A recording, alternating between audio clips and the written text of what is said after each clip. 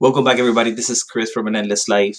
So today we're going to continue with episode 2 on the ketogenic diet. So today we're going to talk about the state of ketosis, keto flu, some foods that you can eat, what you should focus on while doing the ketogenic diet. So again, welcome back, and let's get to this episode number 2.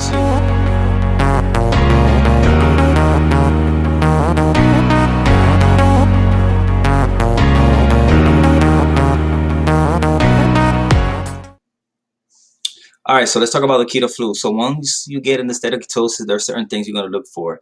A lot of people call it the keto flu.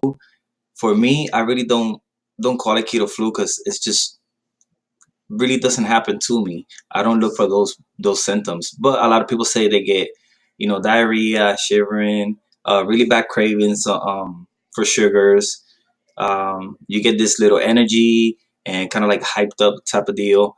So for me, oh, you urinate a lot. That's one of the biggest one. And for me, that's that key that I'm like, okay, I'm getting in the state of ketosis because I'm urinating a lot, and you kind of like have fruity smell to it. So that fruity smell pretty much is ketones in the urine.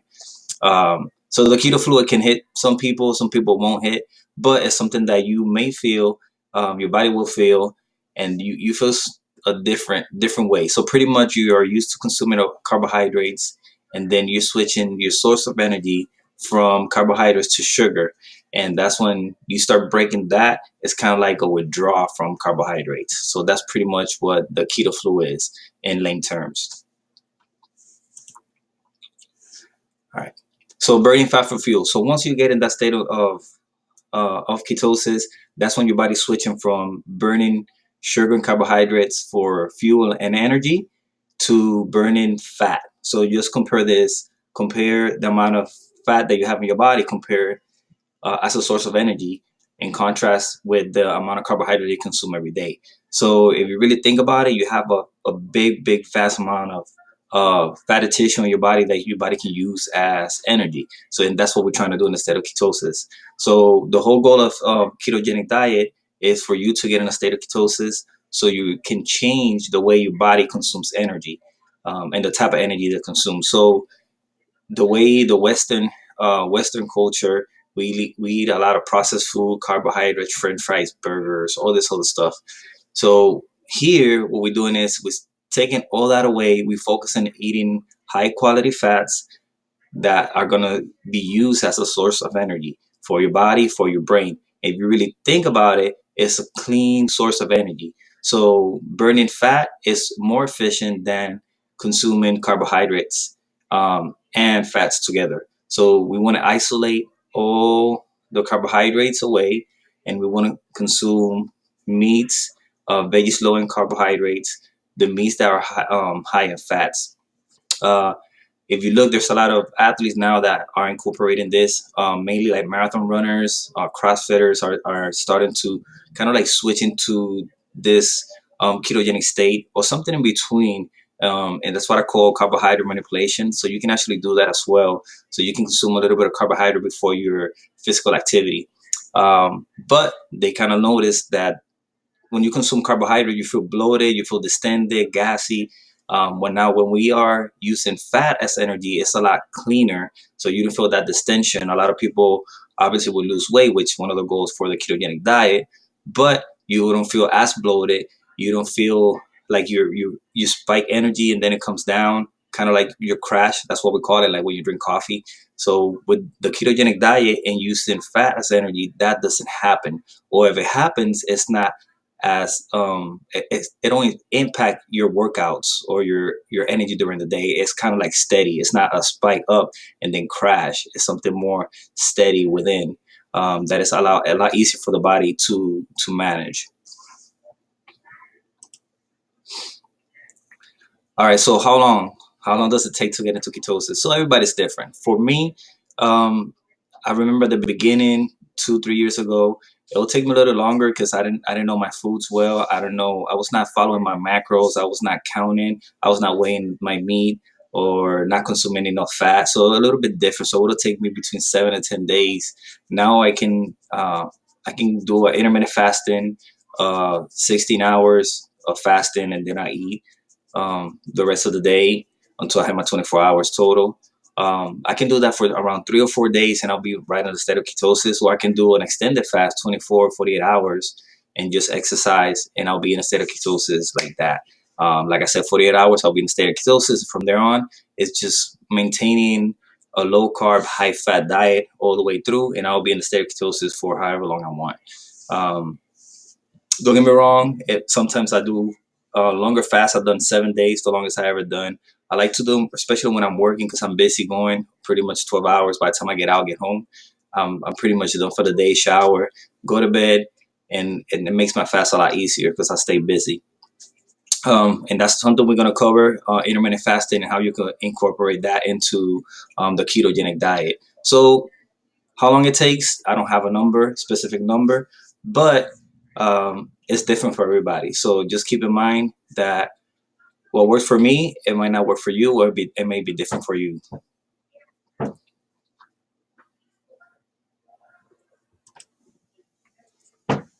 All right, so testing for ketones.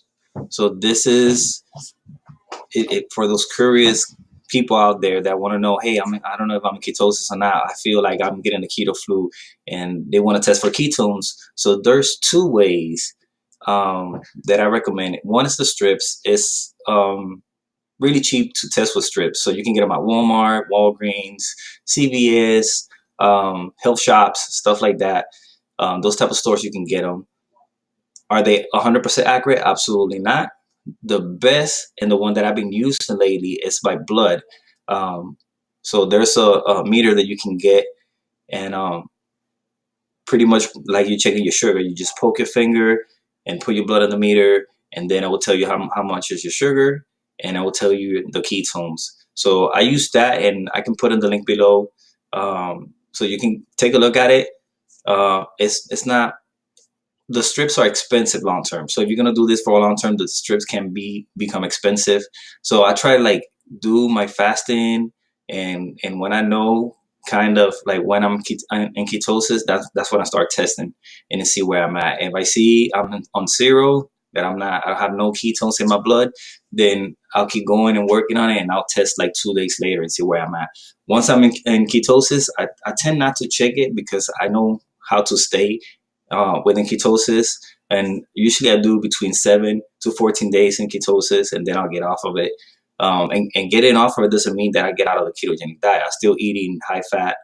I'm still eating high fat, low carbohydrates, but I'm not in the state of ketosis, meaning I'm not burning to lose weight. So pretty much I'm still consuming fats and using fats as my source of energy, but not to the extreme I'm making my liver produce a lot of ketones, and then using all my fat storage in my body to burn my fat storage in my body to use as a source of energy. So it's kind of like a steady, like a maintenance phase. That's what we call it. So you don't have to be in the state of ketosis all the time to be in a ketogenic diet.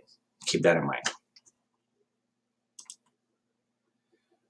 All right, so let's talk about foods.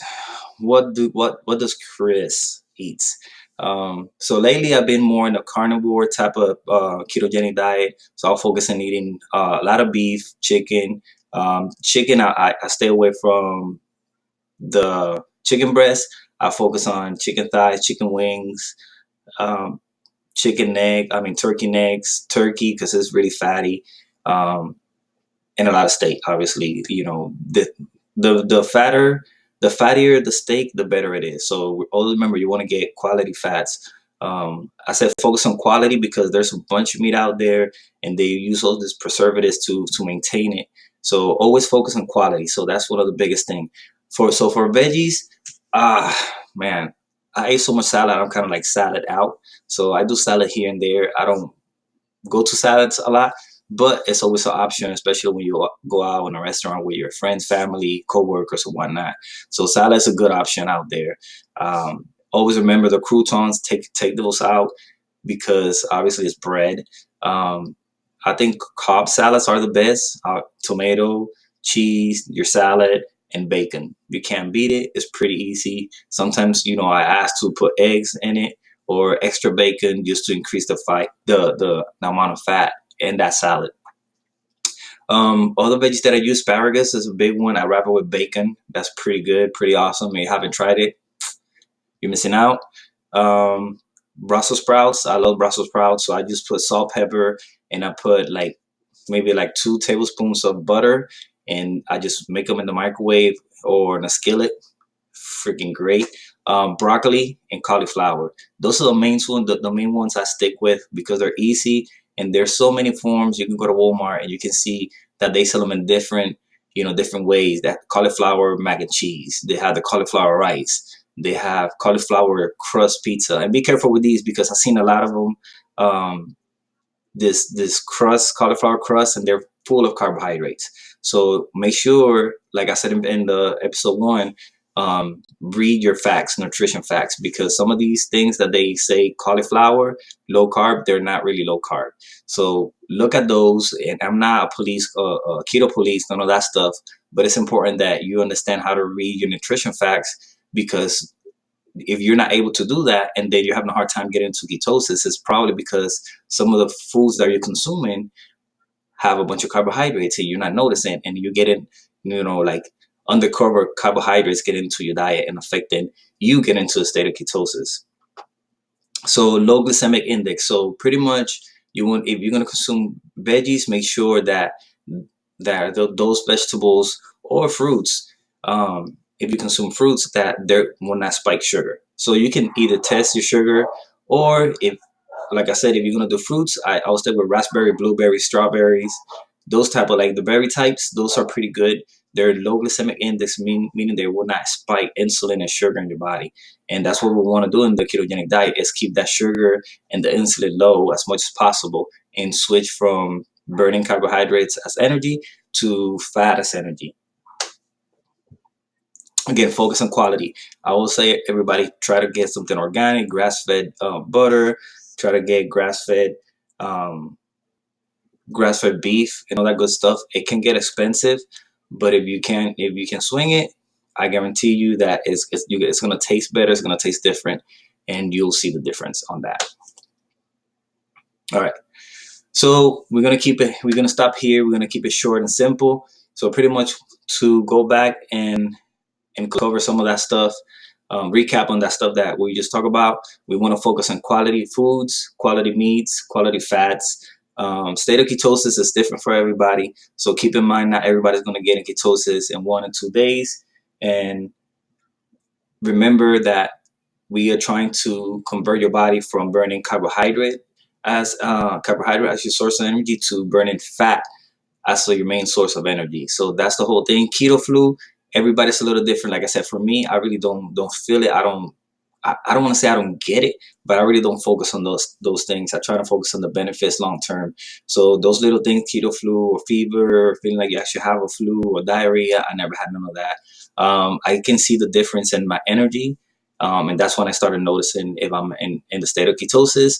My urine, if I'm urinating a lot, I can tell that I'm getting in state ketosis. So, all right. So make sure you follow us on YouTube right over here. At relentless life underscore life underscore. Check us out. Leave your comments below. Let me know what you think about the video. If you want me to talk about a certain topic, or if I missed something, or you think I missed something, or you have any type of question, put it down below in the comments so I can follow up with you, and I'll give a response to the best of my ability. So keep in mind, this is episode number 2. We still got more. We have more to come. So make sure you follow us so you don't miss none of this great content. All right. With that being said, you guys take care. I'll see you next week.